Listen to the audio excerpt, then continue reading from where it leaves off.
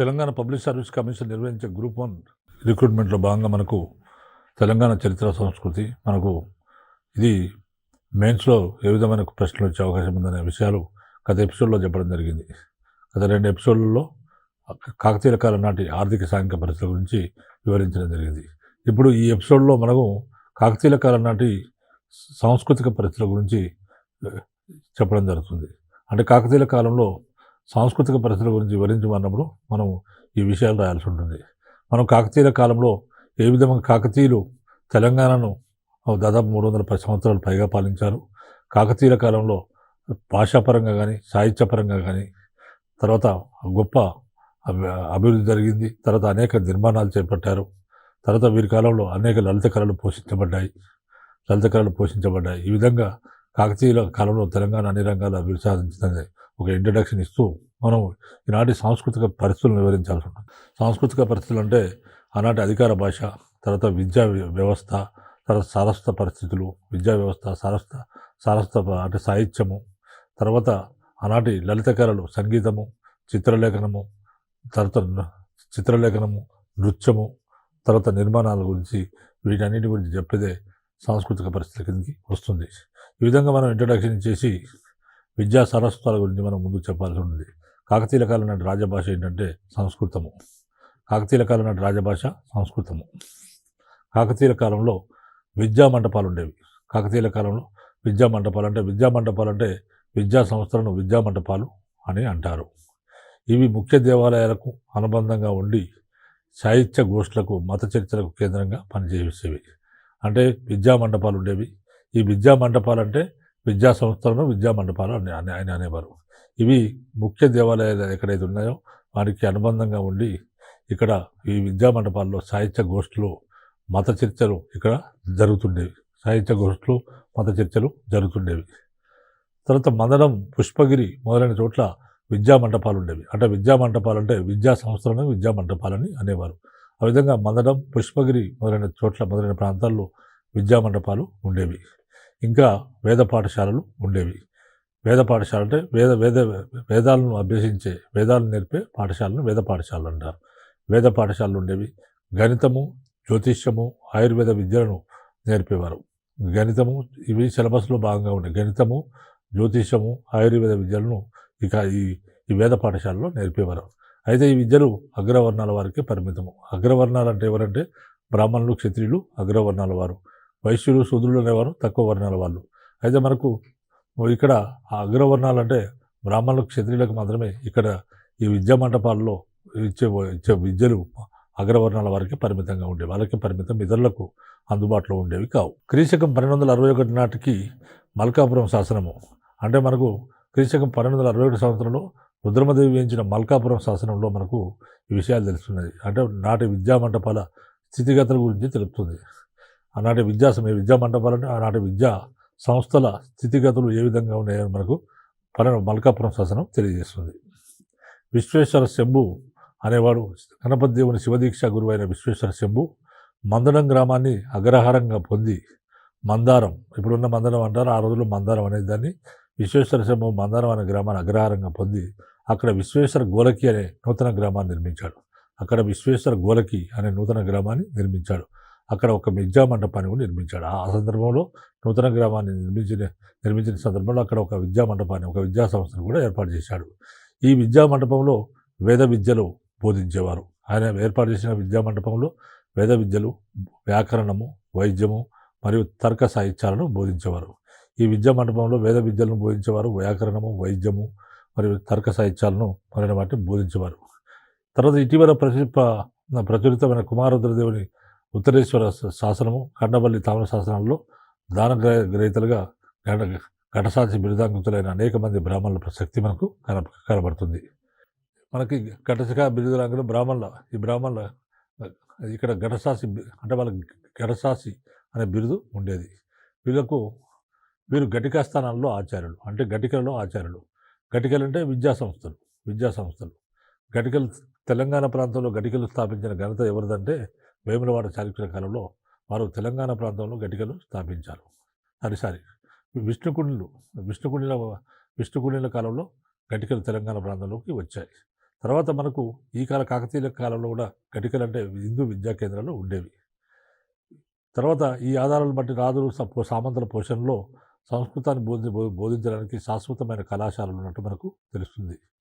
వీటిలో షడాంగాలతో కూడిన వేదాధ్యయనం జరిగేది. వేదాధ్యయనము జరుగుతుండేది. తర్వాత మనకు ఈ కాలం నాటి సంస్కృత శాసనాలు ఉన్నాయి కొన్ని. మరి భాషా వికాసం ఏ విధంగా, ఇవన్నీ కూడా విద్యా సంస్థలు అయితే భాషా వికాసం ఏ విధంగా జరిగింది, ఆనాటి సంస్కృత భాష ఏ విధంగా పోషించబడింది, తర్వాత సంస్కృత భాషలో పుస్తకాలు ఏ విధంగా రచించబడ్డాయి, తెలుగు భాష శాసనాలు ఏ విధంగా వచ్చాయి, తర్వాత తెలుగు భాష సాహిత్యం ఏ విధంగా అభివృద్ధి చెందిన విషయానికి వస్తే ఈ కాలంలో సంస్కృత శాసనాలు ఉండేవి. సంస్కృత శాసనాలు ఏంటంటే హనుమకొండ శాసనం. హనుమకొండ శాసనాన్ని వేయించిన వాడు రుద్రదేవుడు. రుద్రదేవుడు అనే రాజు హనుమకొండ శాసనాన్ని వేయించాడు. కానీ ఆ శాసనాన్ని రచించిన వాడు అచినేంద్రుడు. తర్వాత రెండోది గర్భవరం శాసనాన్ని కూడా రుద్రదేవుడే వేయించాడు. గర్భవరం శాసనాన్ని రుద్రదేవుడు 1214లో వేయించాడు. గర్భవరం శాసనాన్ని రచించిన వాడు నంది.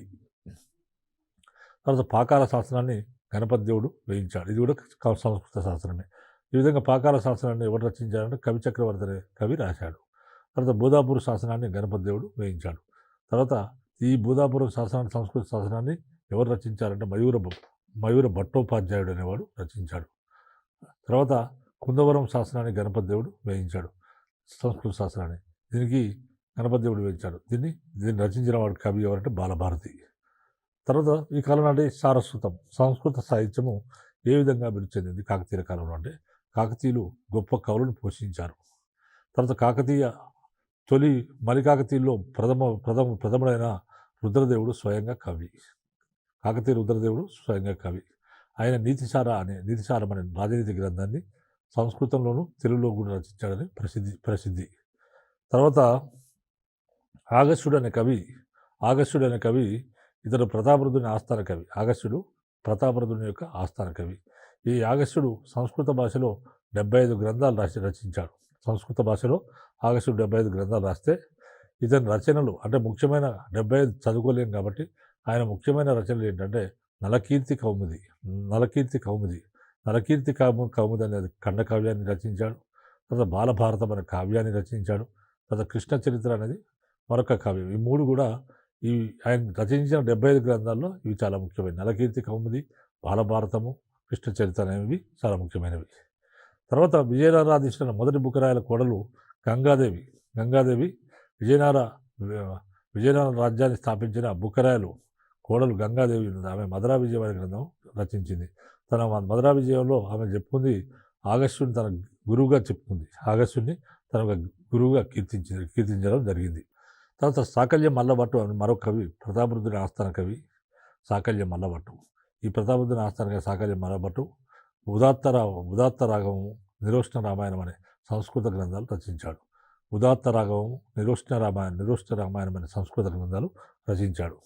తర్వాత మరొక కవి ప్రతాపరుద్రుని ఆస్థాన కవి పేరు విద్యానాథుడు. ఆయనే ప్రతాపరుద్ర యశోభూషణము అనే అలంకార శాస్త్ర గ్రంథాన్ని రచించాడు. ప్రతాపరుద్ర యశోభూషణం అనే అలంకార శాస్త్ర గ్రంథాన్ని రచించాడు. ఇందులో ఏం చెప్పాడంటే ఆయనే ప్రతాపరుద్రుని ఘనతను కూడా కీర్తించాడు. ప్రతాపరుద్రుని యొక్క గొప్పతనాన్ని ఈ గ్రంథంలో విద్యానాథుడు కీర్తించడం జరిగింది. తర్వాత దశరూపకాలలో నాటక లక్ష్యం చెప్పడానికి నాటక ప్రకరణం అనే అధ్యయనాన్ని కూడా రచించాడు. ఈ గ్రంథంలో దశరూపకాలలో నాటక లక్షణం చెప్పడానికి నాటక ప్రకరణం అనే అధ్యయనాన్ని కూడా ఇందులో రచించాడు. తర్వాత విద్యనాచార్యుడు అనే మరొక కవి సంస్కృత భాషలో ప్రమేయ చర్చామృతము. విద్యనాచార్యుడు అనే మరొక కవి సంస్కృత భాషలో ప్రమేయ చర్చామృతం అనే గ్రంథాన్ని రచించాడు. ప్రమేయ చర్చామృతం అనే గ్రంథాన్ని విద్యనాచార్యులు రచించాడు. తర్వాత గంగయ్య భట్టు అనే మరొక కవి శ్రీహర్షుని ఖండకావ్యానికి వేదాంత గ్రంథానికి వ్యాఖ్యానం రాశాడు. శ్రీహర్షుని ఖండకావ్యము తర్వాత వేదాంత గ్రంథానికి ఆయన వ్యాఖ్యానము రచించాడు. కొలని రుద్రదేవుడు అనే మరొక కవి రాజా రుద్రీయం అనే గ్రంథాన్ని సంస్కృత భాషలో ఇవన్నీ సంస్కృత భాషా గ్రంథాలే. గంగాధరుడు అనే మరొక కవి మహాభారత కథను నాటకంగా రాశాడు. మహాభారతం కథగా ఉన్న మహాభారతాన్ని ఆయన నాటకంగా రచించాడు. గంగాధరుడు అనేవాడు మార్చాడు. తర్వాత విశ్వనాథుడు అనే కవి సౌగంధిక ఆహారం అనే నాటకాన్ని రచించాడు. నరసింహకుడు అనే మరొక ముఖ్య కవి కాదంబరి కళ్యాణం అనే నాటకాన్ని కాదంబరి కళ్యాణం అనే నాటకాన్ని, కాకతీయ చరిత్ర, మలయవతి అనే గ్రంథాలను రచించాడు. నరసింహకుడు అనే కవి కాదంబరి కళ్యాణం అనే నాటకాన్ని, కాకతీయ చరిత్ర, మలయవతి అనే గ్రంథాలను ఆయన రచించాడు. తర్వాత జాయప సేనాని గణపతి దేవుని గజసాయిని అంటే ఏనుగుల పరిరక్షకుడు, అంటే ఏనుగుల ఇన్ఛార్జ్, ఏనుగుల పైన పరిరక్షకుడుగా ఉండేవాడు జాయప సేనాని గొప్ప గొప్ప కవి. ఈయన సంస్కృత భాషలో గొప్ప కవి. ఆయన 3 గ్రంథాలు రాశాడు. అవి ఏంటంటే గీతరత్నావళి, వాద్యరత్నావళి, నృత్యరత్నావళి. గీతరత్నావళి అంటే సంగీతానికి సంబంధించిన గ్రంథము గీతరత్నావళి. తర్వాత వాద్యాలకు సంబంధించిన గ్రంథం వాద్యరత్నావళి. తర్వాత నృత్యరత్నావళి అనేది నృత్యానికి సంబంధించిన గ్రంథం నృత్యరత్నావళి అనే గ్రంథం. ఈ 3 గ్రంథాలు ఈయన సంస్కృత భాషలో రచించడం జరిగింది. తర్వాత అప్పయారుడు అనే మరొక కవి ప్రతాపరుద్రుడి ఆస్థానంలో ఉండేవాడు. ప్రతాపరుద్రుడి చివరి రాజు ఆస్థానంలో అప్పయారుడు అనే కవి ఉండేవాడు. ఈయన జైనుడు. జీనేంద్ర కళ్యాణాభ్యుదయం అనే గ్రంథాన్ని క్రీశక 1320 సంవత్సరంలో అప్పయారుడు రచించడం జరిగింది. తర్వాత రావిపాటి త్రిపురాంతకుడు అనే కవి ప్రేమాభిరామం అనే వీధి నాటకాన్ని సంస్కృత భాషలో రచించాడు. రావిపాటి త్రిపురాంతకుడు అనే కవి ప్రేమాభిరామం అనే వీధి నాటకాన్ని సంస్కృత భాషలో రాశాడు. తర్వాత వినుకొండ వల్లభార్యుడు అనే కవి ప్రేమాభిరామం ఆధారంగా క్రీడాభిరామం అనే వీధి నాటకాన్ని తెలుగులో రచించాడు. అంటే ఇక్కడ ప్రేమాభిరామం అనే వీధి నాటకాన్ని రావిపాటి త్రిపురాంతకుడు అనే కవి సంస్కృత భాషలో రచిస్తే దాన్నే తెలుగు భాషలోకి అనువదించారు. ఎవరు చేశారంటే వినుకొండ వల్లభార్యుడు అనేవాడు కవి ప్రేమాభిరామం ఆధారంగానే క్రీడాభిరామం అనే వీధి నాటకాన్ని తెలుగులో రచించాడు. ఇది హనుమకొండ ప్రజల సాంఘిక జీవితాన్ని తెలియజేస్తుంది. మనకు ఇది ఒక వీధి నాటకం, ఎక్కడ పడితే వీధుల్లో ప్రదర్శించేవారు. ఈ క్రీడాభిరామం ఏం తెలియజేస్తుంది, ఏం తెలియజేస్తుంది అంటే హనుమకొండ ప్రజల సాంఘిక జీవితం ఏ విధంగా ఉండేదో మనకు క్రీడాభిరామం ద్వారా తెలుస్తుంది. ఈ కాలంలో కవులు శాసన లేఖకులుగా కూడా వ్యవహరించారు. శాసనాలను రచించేవారు కూడా ఉన్నారు. మరి ఈ విధంగా తెలుగు శాసనాలను కూడా అనేక మంది కవులు రచించారు. మనం సంస్కృత భాష పుస్తకాల గురించి చెప్పుకున్నాము. ఇప్పుడు తెలుగు శాస్త్రాల గురించి తీసుకుంటే మనకు చేబ్రోలు శాస్త్రం అనేది భీమయ్య పండ చేబ్రోలు శాస్త్రాన్ని చేబ్రోలు శాస్త్రం అనేది ఒక తెలుగు శాస్త్రం. దీన్ని భీమయ్య పండ అనేవాడు క్రీశకం 1145 సంవత్సరంలో రచించాడు. తర్వాత మార్గదేశీ రీతులలో అవగాహన కలిగినవాడు. ఇది మార్గదేశీ రీతుల్లో ఈ పుస్తకము ఈ భీమయ్య పండ అవగాహన కలిగినవాడు. గంగాధరుడు అనే కవి కరీంనగర్ శాసనం ఒక తెలుగు శాసనము. కరీంనగర్ శాసనాన్ని రచించినవాడు గంగాధరుడు అనే కవి. తర్వాత ఉప్పరపల్లి శాసనం మరొక తెలుగు శాసనాన్ని కాటయ్య అనేవాడు రచించాడు. తర్వాత చందుపట్ల శాసనాన్ని పువ్వుల ముమ్మడి అనేవాడు రచించాడు. తర్వాత జగదాపి గంగమదేవుడు అనేవాడు తాళ్ళ ప్రొద్దుటూరు శాసనాన్ని రచించాడు. జగదాపి గంగమదేవుడు అనే కవి తాళ్ళ ప్రొద్దుటూరు శాసనాన్ని రచించాడు. తర్వాత రెండో బేతరాజు గూడూరు శాసనాన్ని వేయించాడు. తర్వాత ఒలిపిసిద్ధి అనేవాడు కొన్నిజన శాసనము వలన ఉత్తమ సాహిత్యం తెలుగు శాసనాలు రచించడం జరిగింది. తర్వాత శైవ వైష్ణవ మతాల వారు దేశీ మరియు ప్రజల భాషలో గ్రంథరచన చేయడం జరిగింది. శైవ వైష్ణవ మతాల వారు కూడా దేశీ మరియు ప్రజల భాషలో వాళ్ళు గ్రంథరచన చేశారు. వీరి ప్రయత్నాలు తెలుగు భాష వికాసానికి బాగా తోడ్పడ్డాయి. అంటే శైవ వైష్ణవ మతాలు మన రాజభాష వచ్చేసి సంస్కృత భాష, ప్రజల భాష వచ్చి తెలుగు. మరి తెలుగు భాషలో మరి ప్రజలందరికీ తెలుగు భాష వచ్చు కానీ సంస్కృత భాష రాదు. కానీ శైవ వైష్ణవ మతాల వారు ఏం చేశారంటే వాళ్ళు ఏం చేశారు, ప్రజల భాషలో గ్రంథరచన చేయడం జరిగింది. అంటే దేశీ భాష అంటే తెలుగుతో పాటు ఇంకా లోకల్ లాంగ్వేజ్ ఏమి ఉన్నాయో ఆ రోజుల్లో వారు చూసుకొని ఈ దేశీ భాషలో వారు ప్రజల భాషలో గ్రంథరచన చేశారు శైవ వైష్ణవ మతాల ఆచార్యులు. వీరి ప్రయత్నాలు తెలుగు భాషా వికాసానికి బాగా తోడ్పడ్డాయి. తర్వాత మనకి ఈ కాలంలో కవులు ఉన్నారు, తెలుగు భాషా కవులు. తెలుగు గ్రంథాలు ఏమిటి, కవులు అనే విషయానికి వస్తే భాస్కర రామాయణం అనే గ్రంథాన్ని 5 కవులు రచించారు. 5 ఎవరంటే మల్లికార్జున భట్టు, కుమారదేవుడు, భాస్కరుడు, ఉలక్కి భాస్కరుడు, అయ్యలాచార్యుడు. ఈ 5 కలిసి భాస్కర రామాయణం అనే గ్రంథాన్ని 5 కవులు రచించారు. తర్వాత బుద్ధరాజు అనే కవి రంగనాథ రామాయణం రచించాడు. బుద్ధరాజు అనే కవి రంగనాథ రామాయణం రంగనాథ రామాయణం అనేది ఒక ద్విపద కావ్యం. బుద్ధరాజు అనే కవి రంగనాథ రామాయణం అని రంగనాథ రామాయణం ఒక ద్విపద కావ్యం. ఇది ద్విపద కావ్యాల్లో గొప్పది ఏదంటే రంగనాథ రామాయణం. తిక్కన అనే కవిత్రయంలో ముఖ్యమైన ఒక్కొక్క ముఖ్యమైన కవి తిక్కన. ఈ తిక్కన సోమయాజి, ఈయన తిక్కన కవి, ఈయన నిర్వచనోత్తర రామాయణము అనే తెలుగు గ్రంథాన్ని రచించాడు. నిర్వచనోత్తర రామాయణం అనే గ్రంథాన్ని రచించి, ఇది ఈయన రచించిన మొట్టమొదటి గ్రంథం నిర్వచనోత్తర రామాయణం తెలుగు భాషలో. ఈ విధంగా రాసి ఆయన తన రాజైన రెండో మనమసిద్ధికి దీన్ని అంకితంగా ఇవ్వడం జరిగింది. తన రాజైన రెండో మనమసిద్ధికి ఈ గ్రంథాన్ని అంకితంగా ఇచ్చాడు. తర్వాత తిక్కన మరికొన్ని గ్రంథాలు రచించాడు. అదేంటంటే ఆంధ్ర మహాభారతం అంటే సంస్కృత భాషలో వేదవ్యాసుడు రచించిన మహాభారతాన్ని తిక్కన తెలుగు భాషలోకి అనువదించాడు. దాన్ని ఆంధ్ర మహాభారతం అని అంటారు. ఇది ఆంధ్ర మహాభారతం అనేది ఒక ఉత్తమ సాహిత్య గ్రంథము. తర్వాత ఇంకొక పుస్తకం రాసింది ఏంటంటే కృష్ణ శతకం అనే మరొక పుస్తకం కూడా రచించడం జరిగింది. తర్వాత తిక్కనకు అనేక బిరుదులు ఉన్నాయి. ఆ బిరుదులు ఏంటంటే కవి బ్రహ్మ, ఉభయ కవిమిత్రుడు అనే బిరుదులు ఉన్నాయి. తిక్కన శిష్యులు ఉంటారు. తిక్కన శిష్యులు ఎవరంటే మారణ అనే కేతన అనేవాళ్ళు తిక్కన శిష్యులు కూడా గొప్ప కవులు. మారణ అనే కవి మార్కండేయ పురాణం అనే గ్రంథం రాశాడు. అంటే మారణ రచించిన మార్కండేయ పురాణం తెలుగు భాషలో మొట్టమొదటి పురాణం. ఈ గ్రంథాన్ని మారణ ఓరుగల్లు తలారి అయిన నాగయ్య గణానికి అంకితంగా ఇచ్చాడు. తలారి అంటే రక్షకుడు, పోలీసు. ఈ గ్రంథాన్ని మారణ ఓరుగల్లును రక్షించేవాడు అంటే రక్షకబడు తలారి ఆయన నాగయ్య గణానికి అంకితంగా ఇవ్వడం జరిగింది. తర్వాత కేతన మరొక కవి పేరు కేతన. ఈ కేతన అనేక రచనలు చేశాడు. అదేంటంటే దశకుమార చరిత్రను రచించాడు. కేతన అనేక రచనలు చేశాడు. దాంట్లో మొట్టమొదటిది దశకుమార చరిత్రను రచించాడు. దశకుమార చరిత్రను తెలుగులో మొదటి కథాకావ్యం. ఈయన రచించిన కేతన దశకుమార చరిత్ర అనేది తెలుగులో మొట్టమొదటి కథాకావ్యం. తర్వాత రెండో కావ్యం ఆయన రాసింది ఆయన గ్రంథం ఏంటంటే ఆంధ్ర భాషాభూషణం అనేది రెండోది. ఇది మొదటి తెలుగు వ్యాకరణ గ్రంథం. ఆంధ్ర భాషాభూషణం అనేది మొట్టమొదటి తెలుగు భాషలో మొట్టమొదటి వ్యాకరణ గ్రంథం. తర్వాత విజ్ఞానేశ్వరుడు అనే కవి రచించిన విజ్ఞానేశ్వర్యం అనే గ్రంథం విజ్ఞానేశ్వరుడు అనే కవి విజ్ఞానేశ్వర్యం అనే వ్యాఖ్యలోని వ్యవహారకాండను ఈ విధంగా విజ్ఞానేశ్వరుడు ఏం రచించారు? విజ్ఞానేశ్వర్యం అనే గ్రంథాన్ని రచించాడు విజ్ఞానేశ్వరుడు. ఈ విధంగా విజ్ఞానేశ్వరుడు రచించిన విజ్ఞానేశ్వర్యం అనే పుస్తకంలో ఒక వ్యాఖ్యని రచించాడు. కేతన వ్యవహారకాండను కేతన ఆంధ్రీకరించాడు, తెలుగులోకి మార్చాడు. తర్వాత మరొక పుస్తకం ఉంది కేతనది, ఆయన ఏంటంటే కాదంబరి అనే గ్రంథాన్ని రచించాడు.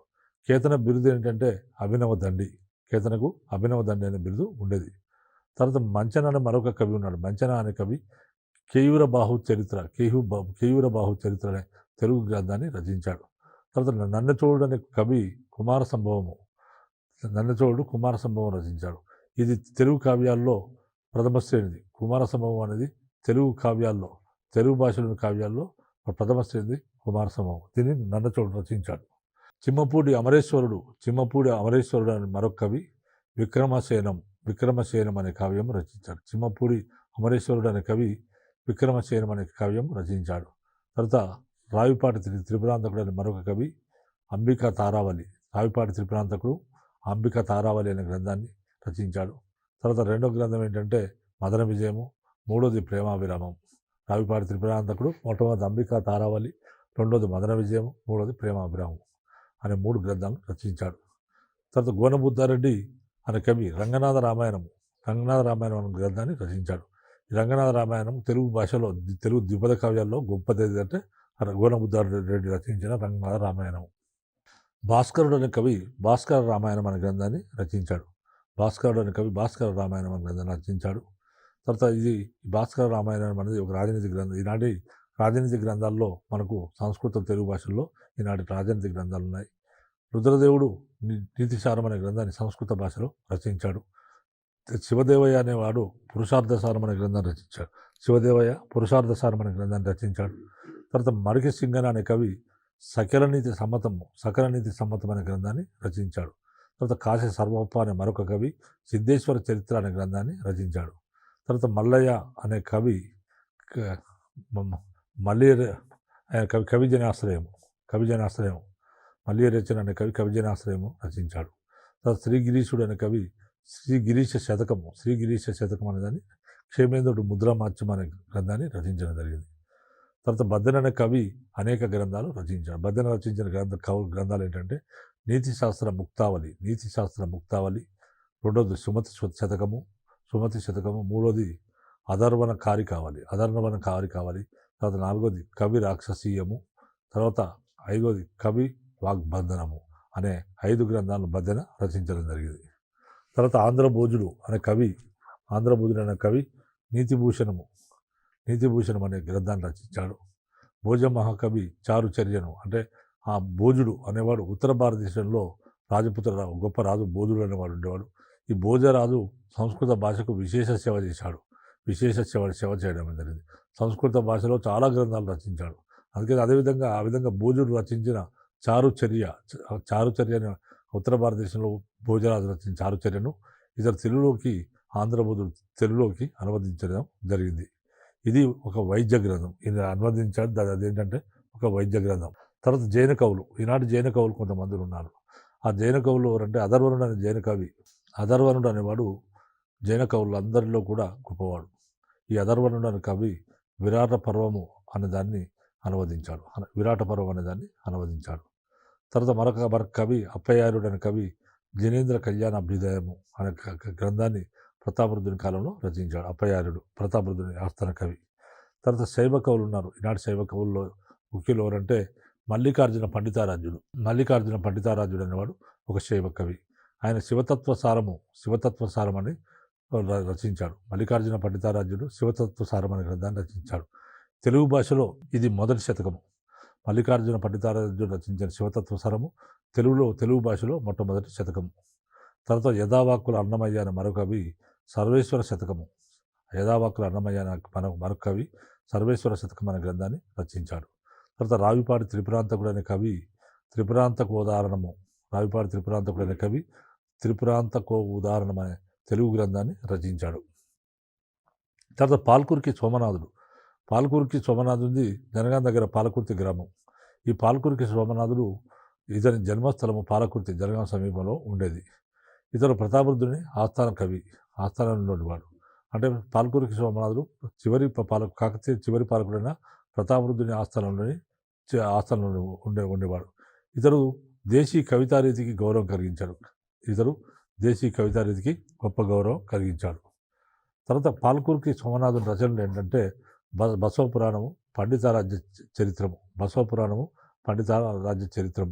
తర్వాత అనుభవసారము, వృషాధిప శతకము, ఇవన్నీ కూడా ఆయన తెలుగు భాషలో రచించాడు. బసవ పురాణము, పండితారాజ్య చరిత్రం అనేది ద్విపద కావ్యము, అనుభవసారం అనేది పద్యకావ్యము తెలుగు భాషలో, తర్వాత వృషాధిప శతకం అనేది కూడా తెలుగు భాష గ్రంథమే. ఈ 4 గ్రంథాలను తెలుగు భాషలో రచించాడు. ఇవి కాకుండా ఆయన కన్నడ భాషా గ్రంథాలను రచించాడు. అవేంటంటే ఫస్ట్ది గంగోత్పత్తి అనేది ఒక కన్నడ భాషా గ్రంథము. తర్వాత రెండవ కన్నడ గ్రంథం ఏంటంటే బసవన రగడ అనేది కన్నడ భాషలో రచించాడు. తర్వాత సద్గురు రగడ కూడా కన్నడ భాషలో రచించడం జరిగింది. తర్వాత మరొక గ్రంథం రుద్రభాష్యం అనే గ్రంథాన్ని ఆయన సంస్కృత భాషలో రచించాడు. రుద్రభాష్యం అనే గ్రంథాన్ని పాల్కురికి సోమనాథుడు సంస్కృత భాషలో రచించడం జరిగింది. తర్వాత చక్రపాణి రంగనాథుడు అనే కవి సోమనాథుని శిష్యుడు. పాల్కురికి సోమనాథుడు శిష్యుడు చక్రపాణి రంగనాథుడు అనే కవి వేల సంఖ్యలో పద్యాలు రగడలు ఆయన రచించడం జరిగింది. తర్వాత ఈ కాలం నాటి నాట్యము, సంగీతము, చిత్రం అంటే ఈ విధంగా మనకు ఈ కాలంలో ఇవి అంతా కూడా వెలిసిల్లింది. ముఖ్యంగా సాహిత్యము సంస్కృత సాహిత్యము, తెలుగు సాహిత్యము, సంస్కృత సాహిత్యము, తెలుగు సాహిత్యము ఈ విధంగా రెండు కూడా బాగా బ్రహ్మాండంగా వెలిసిల్లాయి. తర్వాత ఆ విధంగా ఆ తర్వాత మనము మన సాంస్కృతిక పరిస్థితుల్లో భాగంగా నాట్యము, సంగీతము మరియు చిత్రలేఖనం అంటే లలిత కళల గురించి అభ్యసించాల్సి ఉంటుంది. నాట్యము, సంగీతము, చిత్రలేఖనం ఈ మూడింటి గురించి అభ్యసించాల్సి ఉంటుంది. తర్వాత దశకుమార చరిత్ర, నిర్వచనోత్తర రామాయణము, రంగనాథ రామాయణము, జయభరతి నిత్యరత్నావళి గ్రంథాలు ఈనాటి నృత్య గీత వినోదాలను తంత్రవాద్యాలను మనకు వివరిస్తున్నాయి. దశకుమార చరిత్ర, దండి రాశి దశకుమార చరిత్ర, తర్వాత నిర్వచనోత్తర రామాయణము, దశకుమార చరిత్ర, తర్వాత నిర్వచనోత్తర రామాయణము, తర్వాత రంగనాథ రామాయణం, తర్వాత జాయవ రచించిన నృత్యరత్నావళి మొదలైన ఈ గ్రంథాలన్నీ కూడా ఆనాటి నృత్య గీత వినోదాలను తంత్ర వాద్యాలను గురించి మనకు వివరిస్తున్నాయి. కాకతీయుల కాలంలో పేరిణి నాట్యం అనేది విశేష ప్రచారంలో ఉండేది. కాకతీయుల కాలంలో పేరిణి నాట్యం, పేరిణి అనేది ఒక నాట్యం పేరు, అది విశేష ప్రచారంలో ఉండేది. పేరిణి నాట్యాన్ని పురుషులు మాత్రమే ప్రదర్శించేవారు. వీరులు యుద్ధభూమికి వెళ్ళేటప్పుడు ప్రేరణగా చేసే నాట్యం ఇది. వీరులు యుద్ధానికి పోయినప్పుడు వీరులు దానికి ప్రేరణగా చేస్తారు. వీరులు యుద్ధభూమికి వెళ్ళేటప్పుడు ఈ నాట్యాన్ని ప్రేరణ చేస్తారు. ఎందుకంటే వాళ్ళకు ఉత్సాహం కలిగించాలని ఏం చేస్తారంటే ఈ నాట్యం చేయిస్తారు. ఈ నాట్యంలో గంభీరమైన మృదంగ వాయిద్యం మోగించేవారు. ఆ విధంగా ఎవరైతే నాట్యం చేస్తారో వాళ్ళు ఏమని భావిస్తారంటే శివుడు తమ శరీరంలోకి ఆవహించాడని విశ్వసించేవారు. శివుడు డైరెక్ట్ తమ శరీరంలోకి ఆవహించాడని నమ్మేవారు. ఆ విధంగా నమ్మి పేరిణి నాట్యాన్ని చేసేవారు. పేరిణి నాట్యము వీరులు యుద్ధభూమికి వెళ్ళేటప్పుడు చేసేవారు. ఎవరైతే వీరులు యుద్ధభూమికి వెళ్ళేటప్పుడు పేరిణి నాట్యం చేసినప్పుడు వీరులు చాలా ధైర్యంగా యుద్ధభూమికి వెళ్ళి విజయం సాధించి వచ్చేవాళ్ళు. ఆ విధంగా వీరులకు ప్రేరణగా ఈ పేరిణి నృత్యాన్ని చేసేవారు. ఆ విధంగా గంభీరమైన మృదంగ వాయిద్యం మోగించేవారు. శివుడు తమ శరీరంలోకి ఆవహించాడని విశ్వసించేవారు. అయితే ఈ నాట్యకళ మరుగున పడిపోయింది. కాకతీయుల కాలంలో పేరిణి నృత్యం ఉండేది. ఇది క్రమక్రమంగా మరుగున పడిపోయిన ఈ కళను ప్రముఖ నాట్యాచార్యుడైన పద్మశ్రీ నటరాజు రామకృష్ణ ఈ పేరిణి నృత్యాన్ని నృత్యరత్నావళిలోని నాట్య సాంప్రదాయాలను రామప్ప దేవాలయ శిల్పాలను పరిశోధన చేసి పేరిణి నృత్య ప్రక్రియను తిరిగి పునరుద్ధరించాడు. అంటే ఈ విధంగా పేరిణి నృత్యం అనేది కాకతీయుల కాలంలో వీరులు యుద్ధభూమికి వెళ్ళేటప్పుడు చేసేవారు. ఆ విధంగా ఎవరైతే నాట్యం చేస్తారో వాళ్ళు ఏమని భావించేవారంటే శివుడు తమను ఆవహించాడని, శివుడు తమ శరీరంలోకి ఆవహించాడని నమ్మేవారు. కాబట్టి గంభీరమైన మృదంగ వాయిద్యంతో ఈ నాట్యాన్ని చేసేవారు. ఆ విధంగా ఈ నాట్యము మరి ఈ విధంగా బ్రహ్మాండంగా వెలిసిల్లిన ఈ నాట్యము కాకతీయుల కాలం తర్వాత మరుగున పడిపోయింది. ఇలాంటి మరుగున పడిపోయిన ఈ నాట్య కళను ప్రముఖ నాట్యాచార్యుడైన పద్మశ్రీ నటరాజు రామకృష్ణ అనే అతను ఆయనే మళ్ళీ వెలుగులోకి తీసుకొచ్చాడు. ఆయన ఏ విధంగా వెలుగులోకి తెచ్చాడంటే మన నృత్యరత్నావళి అనేది ఎవరిది గ్రంథం అంటే జయపసేన రచించిన గ్రంథం నృత్యరత్నావళిలోని భంగిమల ఆధారంగానే రామప్ప దేవాలయంలోని శిల్పాలు చిత్రీకరించబడ్డాయి. రామప్ప దేవాలయం శిల్పాలు ఏ విధంగా చెక్కబడ్డాయంటే నృత్యరత్నావళి నాట్యశాస్త్రం నృత్యరత్నావళి ఆధారంగానే రామప్ప దేవాలయం శిల్పాలు చెక్కబడ్డాయి. కాబట్టి ఈయన ఏం చేశాడు, రామకృష్ణ నృత్యరత్నావళిలోని నాట్య సాంప్రదాయాలను పరిశీలించాడు. రామప్ప దేవాలయాల శిల్పాలను పరిశీలించి పరిశోధన చేసి పేరిణి నృత్య ప్రక్రియను ఈ విధంగా మరుగున పడిపోయిన పేరిణి నృత్య ప్రక్రియను మళ్ళీ వెలుగులోకి తీసుకొని రావడం జరిగింది. తర్వాత జాయపసేనాని శైవుడు తర్వాత నృత్యంలోని మేలుకొలను, అందాలను, శైవధర్మ సూత్రాలను సమన్వయం చేస్తూ నృత్యరత్నావళిని రచించాడు. జాయపసేనాని అనేవాడు శైవుడు, మరి శైవ మతాన్ని అనుసరించేవాడు జాయపసేనాని. కాబట్టి శైవ మతాన్ని అనుసరించాడు కాబట్టి ఆయనే నృత్యశాస్త్రంలోని మేలుకొలను, అందాలను, శైవ ధర్మ సూత్రాలకు సమన్వయం చేస్తూ నృత్యరత్నావళి అనే గ్రంథాన్ని రచించాడు. జాయపసేనాని శైవ మతాన్ని అనుసరించాడు కాబట్టి నృత్యంలో ఎటువంటి మేలుకలు ఉంటాయి సార్, నృత్యంలో ఎలాంటి నృత్యం ఉంటుంది, ఎలాంటి మెలకువలు ఉంటాయి, వీటన్నిటిని కూడా ఆయనే తీసుకొని ఆయనే చేయడం జరిగింది. సో ఇది ఈ విధంగా మనకు ఎగ్జామినేషన్లో మనకు కాకతీయుల కాలం నాటి కాకతీయుల సాంస్కృతిక పరిస్థితులు వచ్చినప్పుడు మనం ఈ విధంగా దీన్ని రాస్తే బెటరు. కాబట్టి నేను కొంతమేరకే ఈ ఎపిసోడ్లో చెప్పడం జరిగింది. నెక్స్ట్ ఎపిసోడ్లో కాకతీయుల కాలం నాటి సాంస్కృతిక పరిస్థితుల గురించి పూర్తిగా వివరిస్తాం. కాబట్టి ఇంతటితోని ఈ ఎపిసోడ్ ముగిస్తున్నాం.